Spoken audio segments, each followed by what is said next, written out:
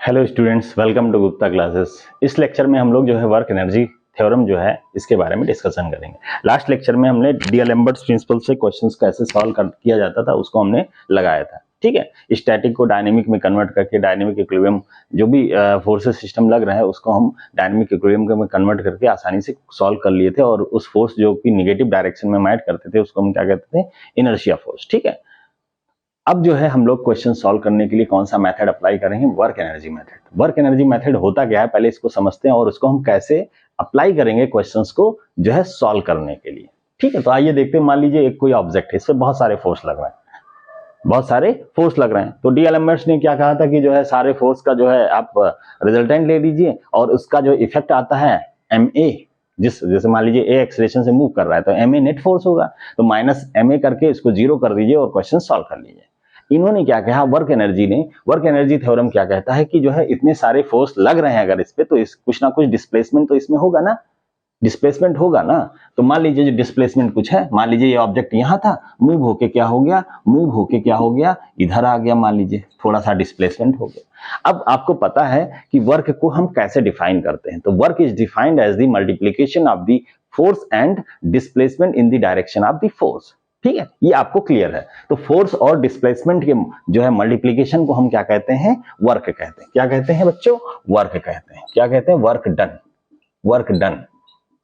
ठीक है, अब जो है वर्क डन की वजह से जब आपने इतना वर्क किया, ये मोशन हुआ, तो जब मोशन हुआ कुछ डिस्प्लेसमेंट हुआ, तो इसका मतलब उसके अंदर एनर्जी हुई आई तभी तो होगा। तो वर्क जो आपने किया है वही बस जो है बराबर हम किसके कर देते हैं, वही हम किसके बराबर करेंगे, वही जो है हम एनर्जी के बराबर करेंगे। क्या करेंगे, एनर्जी के बराबर। क्या करेंगे, एनर्जी के बराबर करेंगे। तो इसी को हम क्या कहते हैं, वर्क एनर्जी थ्योरम। क्या कहते हैं, वर्क एनर्जी थ्योरम। वर्क क्या होता है, वर्क को हम कैसे डिफाइन कर सकते हैं, work is defined as the multiplication of the force and displacement. वो आप पहले भी पढ़ चुके हैं, काफी कुछ पढ़ चुके हैं। एनर्जी क्या होता है, capacity to do work is known as the energy. किसी ऑब्जेक्ट में जो है वर्क करने की जो कैपेसिटी होती है उसी को हम क्या कहते हैं, एनर्जी होती है। जैसे हमारे अंदर एनर्जी है लेक्चर लेने की, तो मैं ये वर्क कर रहा हूँ, इस एनर्जी के साथ लेक्चर को ले रहा हूँ, वर्क कर रहा हूँ, राइट, वर्क कर रहा हूं, तो हमारे अंदर एनर्जी है तभी वर्क कर रहा हूं, मतलब ये जो है वहां पे भी अप्लाई होगा। तो work done is equal to क्या होगा, एनर्जी। ठीक है, अब work done is equal to energy बराबर करके हम क्वेश्चंस को कैसे सॉल्व करेंगे, तो इसके लिए हमें एक प्रॉब्लम देखना पड़ेगा, हमें एक क्वेश्चंस लगानी पड़ेगी और उसके थ्रू हमें समझाना पड़ेगा कि कैसे हम इसमें वर्क डन कितना था और इसमें जो है एनर्जी कितनी हुई, और दोनों को हमने इक्वल किया और हमारा जो अननोन जो है प्रॉब्लम्स, जो अननोन पैरामीटर्स था वो आसानी से हमने सॉल्व कर लिया। तो आइए एक क्वेश्चंस देखते हैं। तो बच्चों यहाँ पे एक क्वेश्चन लिखा हुआ है, क्वेश्चंस क्या लिखा हुआ है आइए डिस्कस कर लेते हैं क्वेश्चंस को। एक बार मैं समझा देता हूँ आपको। लिखा है body weighing 300 newton is pushed up 30 degree plane by 400 force. मतलब एक जो है ऑब्जेक्ट है या बॉडी है जो कि 300 न्यूटन का है, उसका वेट कितना दिया है, ये जो है इंक्लाइन प्लेन पे यहाँ पे रखा हुआ है, राइट, यहाँ पे रखा हुआ है, इसका वेट कितना है 300 न्यूटन। अब इसको आप ऊपर जो है पुश करना चाहते हैं, ऐसे धक्का देके ऊपर ले जाना चाहते हैं, तो आप कितना फोर्स लगाएंगे, 400 न्यूटन। कितना फोर्स लगाएंगे, 400 न्यूटन। और जो इंक्लिनेशन है जिस पे रखा हुआ है इंक्लाइन प्लेन पे, उसका एंगल कितना हॉरिजॉन्टल से 30 डिग्री है, ये दिया हुआ है। अब कह रहा है if initial velocity of body is 1.5 metre per second. अगर इनिशियल वेलोसिटी कितनी है, 1.5 मीटर पर सेकेंड है, और जो है म्यू जो सरफेस और इसके बीच में कोफिशिएंट ऑफ फ्रिक्शन है, काइनेटिक फ्रिक्शन आएगा, क्योंकि initial velocity 1.5 metre per second है, मतलब ऑब्जेक्ट पहले से मोशन में है, राइट, पहले से मोशन में है, मतलब ये क्या है, काइनेटिक फ्रिक्शन दिया हुआ है, राइट। हमने फ्रिक्शन का कॉन्सेप्ट आपको बताया था, वहां पे आप देख सकते हैं इसके बारे में। What velocity will be the body have after 6 metre. हमें ये निकालना है कि अगर ये ऑब्जेक्ट 6 मीटर आगे डिस्प्लेस हो गया, मतलब 6 मीटर हम इसको ऊपर ले गए, तो जो है आपको ये बताना है कि 6 मीटर जब ले जाए गए तो उस समय उसकी वेलोसिटी कितनी हो जाएगी, ये आपको कैलकुलेट करना है। तो इसको हम वर्क एनर्जी मेथड से ही सॉल्व करेंगे। और कैसे करेंगे, तो आइए देखते हैं। तो पहले तो जितने भी फोर्स लग रहे हैं उन सारे फोर्स की वैल्यू आपको पता करना है, उन सारे फोर्स की वैल्यू आपको पता करना है। अब वैल्यू जब पता करेंगे तो वैल्यू पता करने के लिए हमें क्या करना पड़ेगा, हमें जो है पहला जो फोर्स है, यहाँ पे हम इसको फ्री बॉडी डायग्राम बनाना पड़ेगा। फ्री बॉडी डायग्राम अगर हम बनाएं तो फ्री बॉडी डायग्राम क्या है वो भी हमने आपको बता रखा है पहले से, ठीक है। तो ये फोर्स है, इसका जो है 300 न्यूटन नीचे की तरफ आएगा, राइट। अब जिस सरफेस पे रखा है वो उसको पुश कर रहा होगा, तो जो है उसका जो है रिएक्शन फोर्स आएगा इंक्लाइन सरफेस का, एन मान लिया, ठीक है। एन मान लिया, अभी पता नहीं है एन क्या है, अभी बैलेंस करेंगे तब आपको पता चलेगा। फिर जो है ये हम पुश फोर्स लगा रहे हैं, इधर इधर लगा रहे हैं, मतलब फोर्स का डायरेक्शन इधर होगा, कितना 400 न्यूटन, ठीक है। अब जो है ये जो है सरफेस के बीच में जो फ्रिक्शन है, दो सरफेस के बीच में फ्रिक्शन है, फ्रिक्शन कब आता है, जब रिलेटिव मोशन जो है की कोशिश होती है, जब रिलेटिव मोशन अटेम्प्ट होता है तभी जो है फ्रिक्शन आता है। तो इस सरफेस के जो है रिलेटिव ये आगे जा रहा होगा, तो ये सरफेस पीछे पीछे जो है इसको कर रहा होगा, मतलब रोक रहा होगा कि हम तुम्हें आगे नहीं जाने देंगे ऊपर, तो इसमें फ्रिक्शन आएगा और फ्रिक्शन का फोर्स का डायरेक्शन इधर होगा, इसको हमने एफ लिख लिया। क्या लिख लिया, एफ। अब जो है आप मोशन जो हो रहा है अलोंग द डायरेक्शन इधर है, डायरेक्शन मोशन का ये है, और इसके परपेंडिकुलर डायरेक्शन में आप जो है चीजों को जो है तोड़ लेंगे, फोर्सेस को जो है आप रिजॉल्व कर लेंगे। तो देखिए इस डायरेक्शन में और इस डायरेक्शन में हो रहा है, केवल इसको आपको रिजॉल्व करना है इस डायरेक्शन में और इस डायरेक्शन में, मतलब इसको तोड़ना है दो पार्ट में। तो एंगल कितना है पहले ये आप देखेंगे, तो एंगल ये 30 है, ये कितना होगा 60 होगा, और ये कितना होगा, ये भी 30 होगा। तो जो है ये 30 है और ये 60 एंगल है, ठीक है। तो यहाँ पे क्या हो जाएगा, ये 30 है, ये 60 है, इसको 60 मान ले तो ज्यादा सही लिखना होता है कॉस वाला, हॉरिजॉन्टल कंपोनेंट कॉस। तो ये क्या हो जाएगा 300 कॉस 60, 300 cos 60, और ये वाला कितना हो जाएगा 300 sin 60। ये रिजोल्यूशन ऑफ द फोर्सेस हमने बताया है, वहां पे आपको ये सारी चीजें मिल जाएंगी मैकेनिक्स के शुरुआत के जो है फोर्स के चैप्टर में, ठीक है। अब इसको हमने तोड़ लिया तो ये जो है फोर्स खत्म हो गया। अब सारे फोर्सेस देखिए मोशन के अलोंग और उसके परपेंडिकुलर दिखाई दे रहे हैं। तो पहले हम क्या निकालेंगे, पहले हमें सारे फोर्स की वैल्यू पता करना है। वैल्यू पता करने के लिए हम इक्विलिब्रियम कंडीशन लगाएंगे, तो कंडीशन अप्लाई करेंगे तो क्या लिखेंगे, जो है नेट फोर्स इस डायरेक्शन में क्या होगा वो इक्वल होगा, और वो जो है इस डायरेक्शन में जो भी फोर्स हमें दिख रहे हैं, कौन कौन सा दिख रहा है, इस डायरेक्शन में कौन सा दिख रहा है, एन, तो एन लिख देंगे। एन इज इक्वल टू क्या है, इस डायरेक्शन में कौन सा 300, तो एन की वैल्यू हमें मिल जाएगी 300 sin 60, और इसकी वैल्यू क्या होती है यहां से हम कैलकुलेट कर लेंगे, एन की वैल्यू 300 sin 60। 300 sin 60 कितना होगा, 300 sin 60, यहां से देख सकते हैं, एक मिनट एंगल चेक कर लेते हैं, ये कितना है, ये 30 है, तो ये कितना होगा, ये 60 होगा, हाँ 60 होगा, सही है, ठीक है।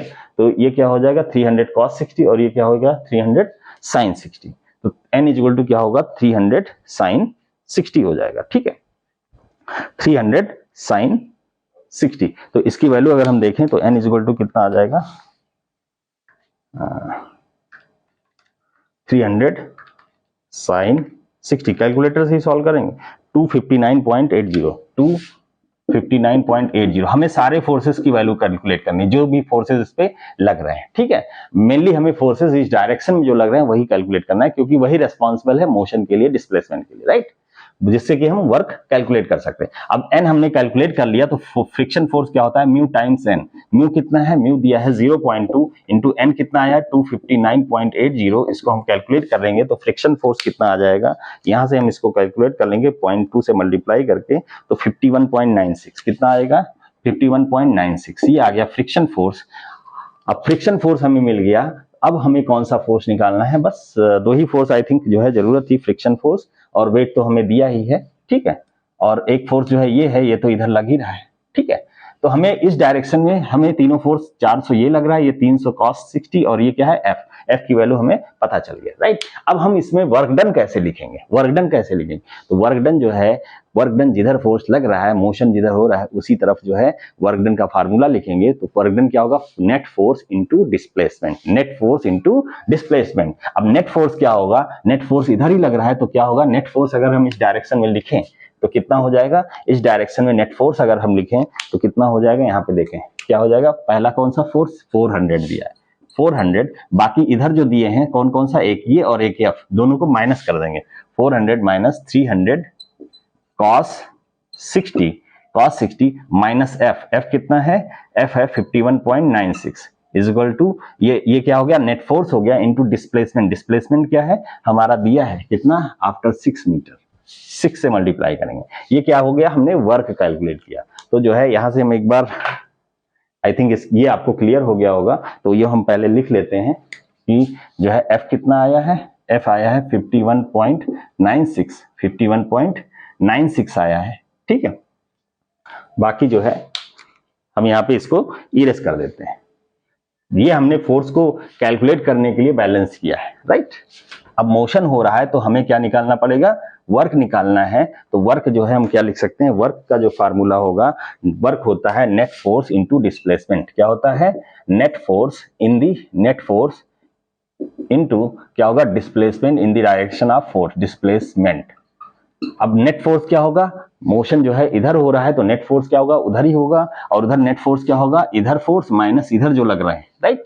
इधर कौन सा लग रहा है, 300 cos 60 और f, इन दोनों को माइनस कर देंगे, ये f है और ये 300 cos 60 इंटू 6, ये हुआ work done is equal to, अब आगे क्या लिखेंगे ध्यान से देखिए, एनर्जी। अब देखिए ध्यान से, यहाँ पे इनिशियल वेलोसिटी क्या दी है, 1.5 मीटर पर सेकंड। आपको कह रहा है 6 सेकंड के 6 मीटर जब आ गया है, आगे ऊपर आ गया है, तो आप फाइनल वेलोसिटी बताइए। मतलब वेलोसिटी क्या हो रहा है, वेलोसिटी में जो है चेंज आ रहा है, वेलोसिटी में क्या हो रहा है, चेंज हो रहा है। वेलोसिटी क्या है, जब एक्सीलरेशन आप देंगे, आप पुश करेंगे फोर्स, तो वेलोसिटी क्या होगी, बढ़ेगी। वेलोसिटी क्या होगी, बढ़ेगी। वेलोसिटी बढ़ेगी मतलब उसकी जो है एनर्जी जो होगी वो क्या होगी, काइनेटिक एनर्जी होगी, और काइनेटिक एनर्जी क्या होगा, बढ़ेगा। काइनेटिक एनर्जी क्या होगा बच्चों, बढ़ेगा। तो हम इज इक्वल टू क्या होगा, इज इक्वल टू हम लिख सकते हैं change in kinetic energy, change in kinetic energy. क्या लिखेंगे, एनर्जी क्या होगा, चेंज इन काइनेटिक एनर्जी। अब काइनेटिक एनर्जी क्या होता है आपको पता है, half into mass into velocity square. तो क्या लिखेंगे, half into mass into velocity square, लेकिन यहाँ पे चेंज इन एनर्जी होगी। क्यों, फाइनल वेलोसिटी या क्या होगा, final energy minus initial energy. तो फाइनल एनर्जी होगी हाफ एम वी स्क्वायर और इनिशियल होगी half m u square. M constant होगा दोनों के केस में, तो एम हम बाहर निकाल लेंगे, मास को बाहर निकाल लेंगे, तो अंदर क्या होगा, final velocity minus initial velocity का square, final square velocity square minus initial. अब फाइनल जो है हमें निकालना है, तो यहाँ पे पहले मास की वैल्यू रखेंगे। मास के लिए हमें वेट दिया गया है, कितना वेट हमें इसका कितना दिया है, ब्लॉक का 300 दिया है। तो वेट अपॉन 9.81, ये जी से हम डिवाइड कर देंगे तो हमें क्या हो जाएगा, हमें जो है मास निकल के आ जाएगा, क्योंकि वेट होता है mg। ये हमें दिया है 300 is equal to m into 9.81। तो यहाँ पे m इज इक्वल टू क्या होगा, 300 अपॉन 9.81, वही हमने लिखा है यहाँ पे, इंटू वी स्क्वायर हमें v पता करना है, u कितना दिया है, u की वैल्यू दी गई है 1.5 इसका स्क्वायर। अब यहाँ पे देखेंगे इस क्वेश्चन में लिख लेते हैं सही से, -300 cos 60 minus 51.96 bracket multiply by 6 is equal to this. अब यहाँ पे हमें क्वेश्चंस को सॉल्व करना है। क्वेश्चंस को सॉल्व करके हम v की वैल्यू फाइंड कर सकते हैं। आपको कैलकुलेटर से ही सॉल्व करना है। देखिए कैसे करेंगे, 400 माइनस 300 cos 60 हो गया, माइनस 51.96, ये कर लिया इक्वल, यहाँ पे लगाने के बाद हमने इक्वल कर लिया, मल्टीप्लाइड बाई 6 कर लिया इज इक्वल टू इतना। अब यहाँ पे देखिए ये दोनों इससे मल्टीप्लाई होगा, मल्टीप्लाइड बाई 2 मल्टीप्लाइड बाई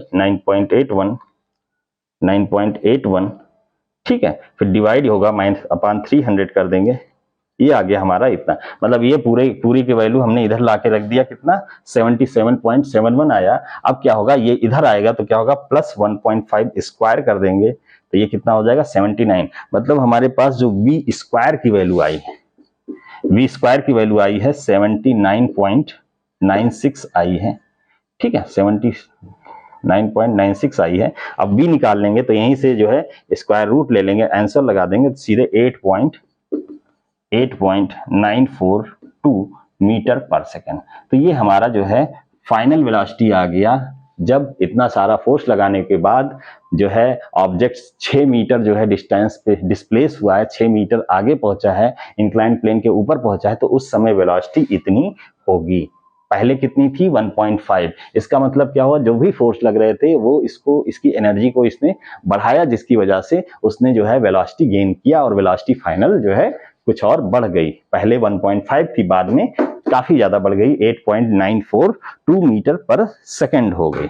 तो ये जो है क्वेश्चंस किस तरह से वर्क डन को हमने एनर्जी से बैलेंस किया और आसानी से क्वेश्चंस को सॉल्व किया, हमने वेलोसिटी निकाला। तो इसी को जो है क्या कहते हैं, वर्क एनर्जी मेथड या वर्क एनर्जी थ्योरम का, जिसके थ्रू हम जो है क्वेश्चंस को किस तरह से सॉल्व कर सकते हैं।